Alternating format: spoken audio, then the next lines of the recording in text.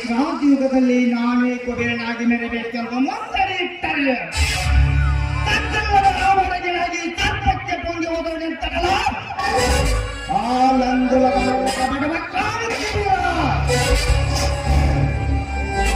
ಎಲ್ಲ ರಂಗದಲ್ಲಿ ನೆಲ್ಲೇ ಕೆಲವೆಂದು ನಾ ಎಂತ ಮಗಳ ಬಾಯಿಗೆ ಶಬ್ದವೇದಿ ಮಾಡಬೇಕು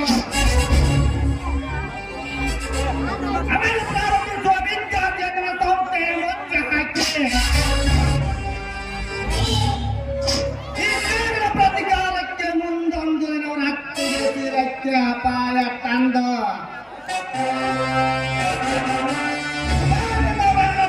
ಸರ್ವನಾಶ ಮಾಡಿ ಎಂದು ಮೆರೆಯುತ್ತಿದ್ದರೆ ನಾನು ಇವರ ಪೊಲೀಸ್ ಪಾಟೀಲ್ ದೇವೇಗೌಡನೇ ಅಲ್ಲ.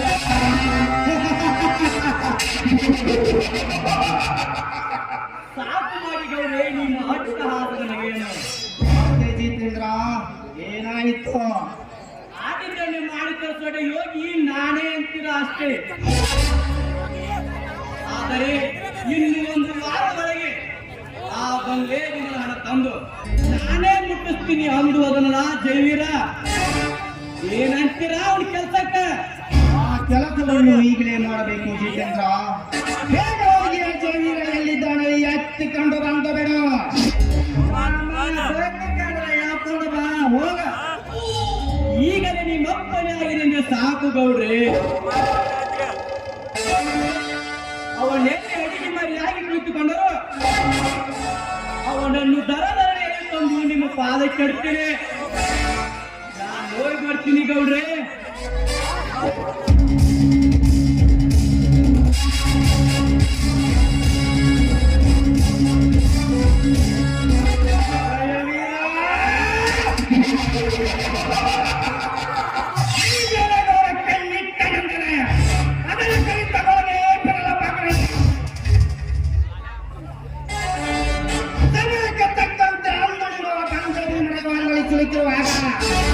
ಅದರಲ್ಲಿ ನಿನ್ನ ಬಲಬರುತ್ತಾನೆ ಈ ಚಲಗಾಲ.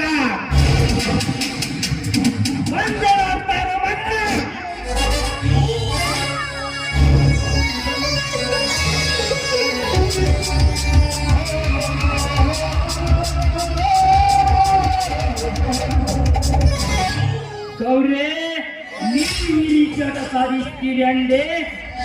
ಮನೆ ರತ್ನಕ್ಕೆ ಕೈ ಹಾಕಿ ವಶಪಡಿಸಿಕೊಂಡಿದ್ದಾನೆ ಅವರ ತಮ್ಮ ಕ್ರಾಂತಿಗೆಯ. ಯಾವ ರತ್ನಮದು? ಶ್ರೀಲೋಕ ಸುಂದರಿ ನಿನ್ನ ಪ್ರೇಮ ಪಂಜರದಲ್ಲಿ ಹೊಳೆಯುತ್ತಿರುವ ನಿನ್ನ ಸ್ವಂತ ತಂಗಿ ಬಗ್ಗೆ ಹೇಳುತ್ತಿರುವೆ. ಮಾತದ ನನ್ನ ತಂಗಿಯ ಬಗ್ಗೆ ಎಚ್ಚದೆ ವೀರನ ತಂಗಿ ಎಂದು ಅಚ್ಚರಿಯಿಲ್ಲದೆ ಹುಚ್ಚು ಮನೆಯಿಲ್ಲದೆ ತನ್ನ ಕಾಮವಿಲಾಸವನ್ನು ತೀರಿಸಿಕೊಳ್ಳುತ್ತಿದ್ದಾಳೆ ನಿನ್ನ ತಂಗಿ. ನಕ್ಷತ್ರಕ್ಕೆ ಮಂಕ ಬರಲು ಹಾಕುವ ಮಗನೇ ಬಿಟ್ಟೇರು. ನನ್ನ ಮಾತನ್ನು ನೀ ನಂಬುವುದಿಲ್ಲ ಅಂತ ಕೇಳಿದೆ. ಅವರ ಭಾವಚಿತ್ರಾಂಗಗಳನ್ನು ತೆಗೆದುಕೊಂಡು ಬಂದಿದ್ದೇನೆ. ತೆಗೆದುಕೋ.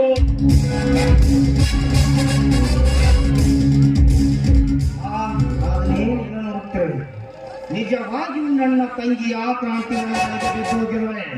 ಹಾಗಿದ್ದ ನಿಜವಾಗಿದ್ದರೆ ನಾನು ಅವರನ್ನು ಸೇರಿಸಿ ರಕ್ತ ಕುಡಿಯದೇ ಬಿಡಲಾರೆ. ಆ ಕ್ರಾಂತಿವೀರ ನನ್ನ ಸೇಡೆಂಬ ಸಾಗರದಲ್ಲಿ ಉತ್ತಮಕ್ಕೆ ನನ್ನ ಸಾವನ್ನು ನೀನೇ ಬಲ ಮಾಡಿಕೊಂಡಿಯಲ್ಲೋ ನನ್ನಲ್ಲಿಗೆ ಬಂದೆ. ಅವಸರ ಮಾಡಿ ಅಪಘಾತ ಗುರಿಯ ಮೊದಲು ನಿಮ್ ತಂಗಿಯವನ್ನ ಕೇಳಿ ಆ ನಂತರ ಆ ಕ್ರಾಂತಿ ಕಾಂಬ ಕಟ್ಟಿ ಕೈಕಾಲ ನಾನು ಇಲ್ಲಿಗೆ ಬರಾಕ್ತಾನು ಅದಕ್ಕೊಂದೇನು ಪರಿಹಾರ. ಈ 75 ವರ್ಷದ ಮೇಲೆ ಈ ದೇವರಿಗೆ ಆ 20 ವರ್ಷದ ಪರಿಹಾರವು ಸಾಧ್ಯವಿಲ್ಲ. ಈಗ ನನ್ನ ಕೋಪ ಚಲನಿಸಿದೆ. ರಾಧಿಕಾ ರಾಧಿಕಾ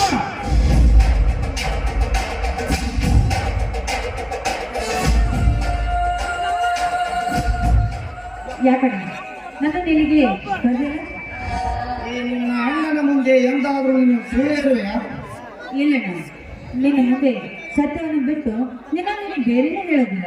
ಆಗಿದ್ದಿದ್ದೇ ನಿಜವಾಗಿದ್ದರೆ ನೀನು ಆ ಕ್ರಾಂತಿವೀರನ ಕೈ ಹಿಡಿದು ಹಾಡಿಕೊಂಡು ನನ್ನ ಒಪ್ಪಿಸಿದ ನಿಜವೇ? ಅದು ರಾಧಿಕಾ ಏಕೆ ನಿನ್ನ ಮೌನ? ಕ್ರಾಂತಿವೀರನ ಕೈ ಹಿಡಿದು ನಿನ್ನ ಹಾಡಿಕೊಂಡು ನಿನ್ನ ಮನ ಒಪ್ಪಿಸಿದ ನಿಜ ತಾನೇ? ಇಲ್ಲ ಇಲ್ಲ, ಅದು ನನ್ನ ಪ್ರೀತಿಯ ವಿಷಯ. ದೊಡ್ಡ ಜಮೀನ್ದಾರ್ ಎಂಬ ಮಗಳೆಂಬ ಮಮತೆಗಾಗಿ ನಿನ್ನ ಆತ್ಮಹತ್ಯೆಯಿಂದ ಬೆಳೆಸಿದರೆ ನನಗೆ ಮರೆಯಲ್ಲದೆ ಮಾತಾಡ್ತೀಯ ಪಾಪಿ. ನಾನ್ ಯಾರು ಗೊತ್ತಾ? ಹಳ್ಳಿಯಿಂದ ಇಲ್ಲಿವರೆಗೆ ನೆತ್ತರವರಿಗೆ ತಲೆ ಮೇಲೆ ಕಾಲುತ್ತಲಿರುವ ಈ ದೇವೇಗೌಡನಿಗೆ ಇಲ್ಲ ನಾನು ಸಾಧ್ಯವಿಲ್ಲ. ನಮಗೆ ಹಾರುವ ಗಣನ ಶಕ್ತಿಯನ್ನು ತೆರೆಯಬಹುದು, ಆದರೆ ಈ ಹೂವನ್ನು ಬಯಸಿದ ಆ ಮಗನನ್ನು ನಾನು ಮಾತ್ರ ಬಿಡಲಾರೆ. ಅಂದು ಈ ಮನೆಯಲ್ಲಿ ಅಂದಿಗೂ ಸಾಧ್ಯವಿಲ್ಲ. ಛೇ, ಇದೊಂದು ಮನೆನಾ? ಇದು ಬಡವರ ರಕ್ತದಿಂದ ಇಟ್ಟಗೆ ಕಟ್ಟಿದ ರಾಕ್ಷಸರ ಮನೆ. ಇದು ಈ ಮನೆಯಲ್ಲಿ ಬರೀ ರಾಕ್ಷಸರು ತುಂಬಿದ್ದಾರೆ ಅಂದಾಗ ಈ ರಾಕ್ಷಸರ ಮಗಳಾಗಿ ನಾನು ಈ ಮನೆಯಲ್ಲಿ ಇರೋದಿಲ್ಲ. ಅಂದ್ರೆ ನಾನು ಮಾತ್ರ ಅವರನ್ನೇ ಪ್ರೀತಿ ಮಾಡ್ತೀನಿ. ಆ ರಾಕ್ಷಸ ನನ್ನನ್ನು ಹೋಲಿಸಲು ಬಂದಾಗ ಅದೇ ಶೂರ ಬಂದು ನನ್ನ ಮಾನವನ್ನು ಕಾಪಾಡಿದ ಅಂದಾಗ ಇದರ ಬಗ್ಗೆ ನೀನು ನಿರ್ಧಾರ ಮಾಡೋಣ. ನೀನು ನಿರ್ಧಾರ ಮಾಡೋಣ.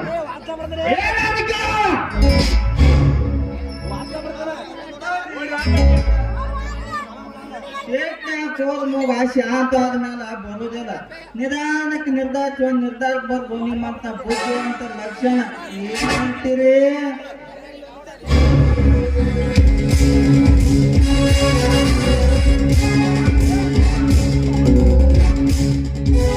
ನಮಸ್ಕಾರ ಈ ಊರ್ಧನಿಗಳಿಗೆ. ಬೆಂಕಿಯ ನಮಸ್ಕಾರಕ್ಕೆ 10 ತಲೆಯಂತಾದೀಶ್ವರನಂತೆ ಹೆಸರು ಪಡೆದ ಈ ನಾಡಿನವರ ಮೇಲೆ ಯಾವ ರಾಜ್ಯಗಳು ಹೋಗಿ ಮಣ್ಣ ತವರದು ಮರ್ಯಾದೆಯಿಂದ ಈ ಲಕ್ಷಣದಲ್ಲಿ ನನ್ನ ತಮ್ಮನ್ನು ತಂದು ನನಗೆ ಒಪ್ಪಿಸುತ್ತಾರೆ. ನನ್ನವರು ಅವನ ತಲೆ ಕಿತ್ತು ತಂದು ನನಗೆ ಒಪ್ಪಿಸುತ್ತಾರೆ. ಬೇಗ ಮಗಳೇ. ನೋಡ್ರಿ, ಯಾವ ಕಾಲದಲ್ಲಿ ಯಾವ ಮಾತಾಡ್ತೀರಾ? ಈಗ ಬನ್ನಿ ಆ ಬಂಗ್ಲೆ ಭೀಮನ ವಿಷಯಕ್ಕೆ. ಹೌದ್ರಿ ಗೌಡ್ರ, ನಾನಿವತ್ತು ಮುಂಜಾನೆ ಮರ್ತ ತಪ್ಪು ಮಾಡಿದ್ರೆ ತಗೋರಿ ನೋಡ್ರಿ ಅದನ್ನ BP ಈ ಕೇಳಿ ಸಮಾಧಾನ ನಿಮ್ಮ ಅನಾನ ಏನು ಜಯವೀರ, 1 ವಾರದಲ್ಲಿ ಏನೋ ಬಂಗ್ಲೆ ಭೀಮನ ಹಣ ತೀರ್ತೀನಿ ಅಂತ ಹೇಳಿದ್ದೆ. ಆದ್ರೆ ವಾಯಿದೆ ಮುಗಿದಿದೆ.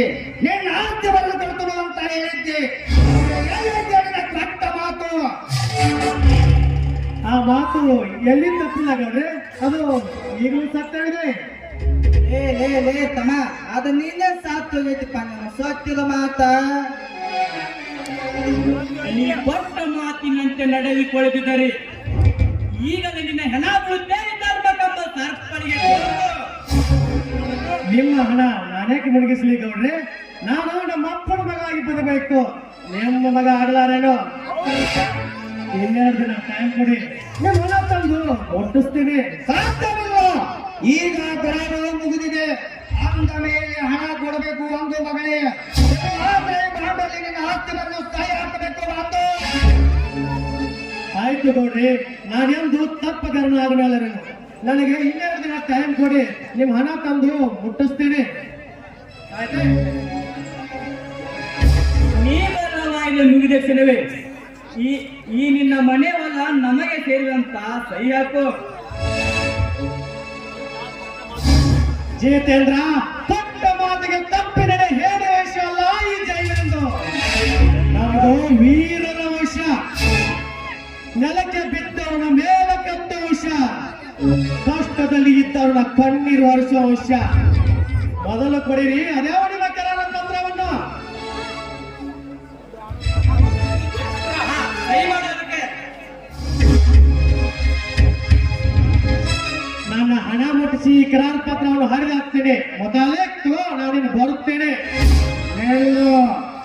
ಇನ್ನೊಂದು ವಿಷಯ, ನಿನ್ನೆ ದಿನ ನಿನ್ನ ತಮ್ಮ ನನ್ನ ತಂಗಿಯನ್ನು ಕರೆದು ಏಕವಚನದಲ್ಲಿ ಮಾತನಾಡಿದನಂತೆ. ಅಲ್ಲ ಮಗಳೇ, ರೇಪಾದರೂ ಕೆಳಗಿನಂತೆ. ಅವನಿಗೆ ಸರಿಯಾಗಿ ಬುದ್ಧಿ ಹೇಳು. ಏಕೆಂದರೆ ನಾವು ನನ್ನ ಬುದ್ಧಿ ಕೆಲಸಬೇಕಾಗುತ್ತದೆ ನೆನಪಿರಲಿ ಮಗಳೇ. ಇದನ್ನು ನಿನಗೆ ಮೊದಲೇ ಎಚ್ಚರವಾಗಿ ಹೇಳ್ತೀವಿ, ಹುಷಾರ್. ಇಲ್ಲದಿದ್ದರೆ ಇಲ್ಲಕ್ಕಂದ್ರೆ ಇದಕ್ಕೆ ಯೋಗ್ಯ ಬಹುಮಾನ ಕೊಡಬೇಕಾಗತ್ತ. ಹುಷಾರ್ ಮಾತು. ಈ ರೀತಿ ಮೌನವಾಗಿ ನಿಂತರೆ ನನ್ನ ಮಾನ ತೆಗೆದುಕೊಳ್ಳಬೇಕಾಗುತ್ತದೆ ಎಚ್ಚರ. ಆಯ್ತು ಗೌಡ್ರಿ, ನಾನು ಅವಳಿಗೆ ಸರಿಯಾಗಿ ತಿದ್ದಿ ಬುದ್ಧಿ ಹೇಳ್ತೀನಿ. ನಾನೇನು ಮಾಡುತ್ತೇನೆ.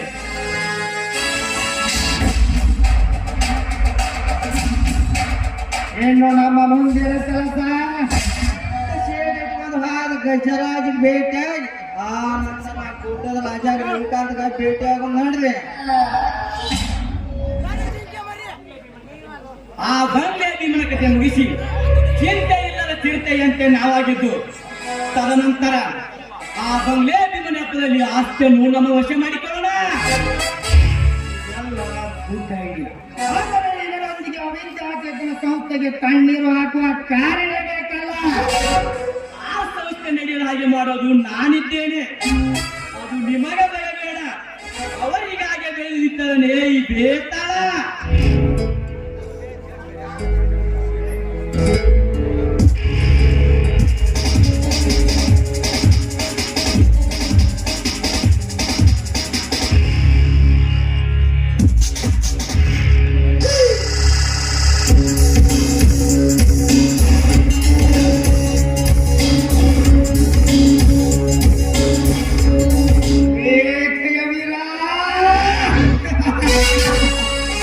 మీ కోరికలతో మరణం లేదని నీకు పెచ్చ ఉంది. ఎక్కడసారి నేను వదలపెట్టాను నిన్న జీవించడానికి, మళ్ళీ జీవించడానికి కోరికలను అది రాయలసీమ గండు గౌడరాడు రెచ్చగొట్టారు. ఉన్నది ఒకే మార్గం, అది మరణం.